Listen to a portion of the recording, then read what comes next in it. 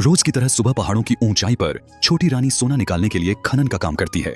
जैसे ही सोना निकलता है वह उसे साफ करके एक बाल्टी में इकट्ठा करने लगती है और सोने से भरी बाल्टी को अपनी पीठ पर बांधकर पहाड़ों की ऊबड़ खाबड़ जगहों से नीचे उतरने लगती है।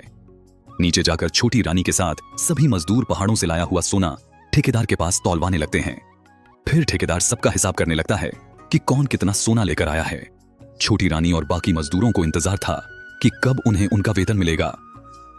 ठेकेदार सबको उनकी मेहनत का वेतन देना शुरू कर देता है और छोटी रानी भी अपने वेतन का इंतजार करने लगती है। लेकिन ठेकेदार उसे वेतन देने के बजाय गुस्से में उसे वहां से भगा देता है। यह देखकर छोटी रानी बहुत उदास हो जाती है। छोटी रानी बेबस हो जाती है और कुछ भी न कर पाने के कारण वहां से रोते हुए जाने लगती है। वहां मौजूद लोग उस पर हंसने लगते हैं। रात को छोटी रानी भूखे पेट और जेब में एक भी पैसा न होने के कारण आंखों में आंसू लिए साइकिल से घर की तरफ जा रही होती है। फिर वह एक जगह अपनी साइकिल साइड में लगाकर उदास मन से बैठ जाती है और सोचने लगती है, मेरा ही नसीब ऐसा क्यों है? हे भगवान, आपकी बनाई इस कलयुगी दुनिया में हमारे जैसे अच्छे लोगों की कोई कदर नहीं है। सब हमारा सिर्फ इस्तेमाल करते हैं। इतना कहते ही तालाब में से एक तेज रोशनी बाहर निकलती है। यह देखकर छोटी रानी एकदम चौंक जाती है। तालाब की देवी को देखकर छोटी रानी हाथ जोड़कर अपनी हालत बताने लगती है। मां, मुझे आप इस दुनिया से ले जाइए, यहां मेरा कोई नहीं है। यह सब सुनकर देवी छोटी रानी को एक सोने का जादुई घड़ा देती है और कहती है, अपनी अच्छाई कभी मत छोड़ना।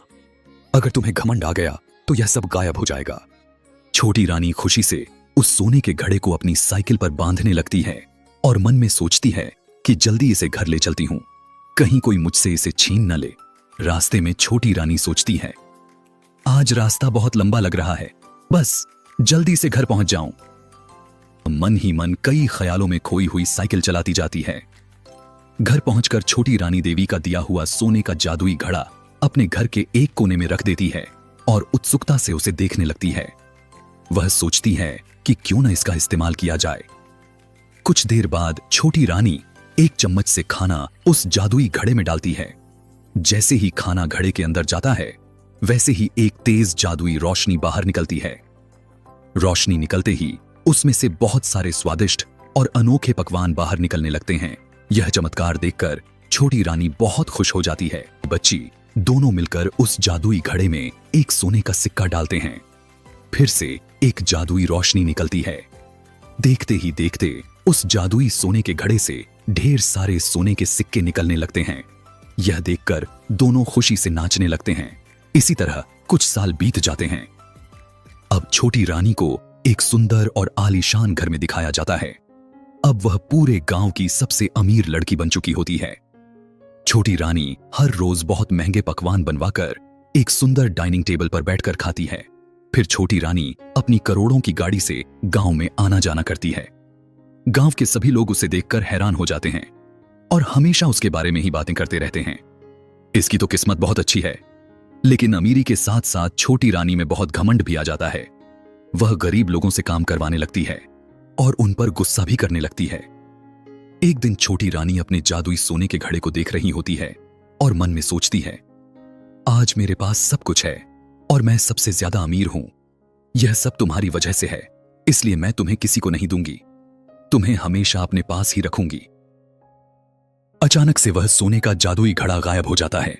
यह देखकर छोटी रानी घबरा जाती है और घबराहट में उस घड़े को इधर उधर ढूंढने लगती है, लेकिन उसे वह कहीं नहीं मिलता। तभी छोटी रानी को तालाब की देवी की कही हुई बात याद आती है और उसे समझ में आ जाता है कि उसके घमंड की वजह से ही यह सब हुआ है। इसी तरह कुछ महीने बीत जाते हैं। पैसे न होने के कारण छोटी रानी बहुत बुरी हालत में गांव की सड़कों पर भटकने लगती है। फिर छोटी रानी उसी तालाब के किनारे बैठकर अपने किए हुए घमंड और लोगों पर किए अत्याचार को सोचकर बहुत पछतावा करने लगती है। उसी बीच तालाब की देवी छोटी रानी के सामने आ जाती है और सब समझ जाती है कि छोटी रानी की हालत फिर से पहले जैसी क्यों हो गई। देवी छोटी रानी से कहती है, जितना घमंड और अत्याचार तुमने लोगों पर किया है, उतनी ही सेवा और प्यार अब तुम्हें जरूरतमंद लोगों के साथ करना होगा। इसके बाद छोटी रानी एक वृद्ध आश्रम में बुजुर्ग लोगों की सेवा करना शुरू कर देती है। तब उसे समझ में आता है कि पैसा आ जाने पर हमें कभी भी किसी को छोटा नहीं समझना चाहिए। बच्चों, अगर मेरी वीडियो से कुछ सीख मिली हो तो हमारी मेहनत के लिए एक लाइक और सब्सक्राइब जरूर करना।